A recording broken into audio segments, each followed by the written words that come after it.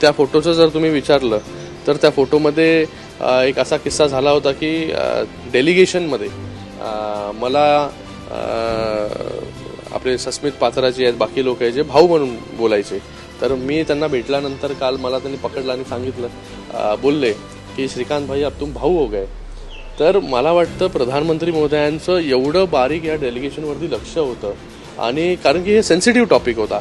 कशा प्रकारे जे आहे खासदार त्या ठिकाणी जाऊन बोलतायत, लोक कशा प्रकारे ते अप्रिशिएट करतायत, देश कशा प्रकारे अप्रिशिएट करतात, हे खूप. आणि प्रधानमंत्री इतक्या मोठ्या स्टेचरच्या माणसाकडून एवढ्या बारीक बारीक गोष्ट लक्षात ठेवणं मला वाटतं खूप मोठी गोष्ट आहे आमच्यासाठी. कारण की हे पर्सनल मोमेंट झाला की त्यांना हे देखील माहिती आहे की कशा प्रकारे ही सगळे डेलिगेशन्स एकत्र मिळून काम करतायत. आम्ही त्यांना सांगितलं, एक आमचा आता परिवार झाला, तो एक पारिवारिक एवढ्या 14 दिवसामध्ये एक पारिवारिक संबंध एकमेकांमध्ये स्थापित झाले.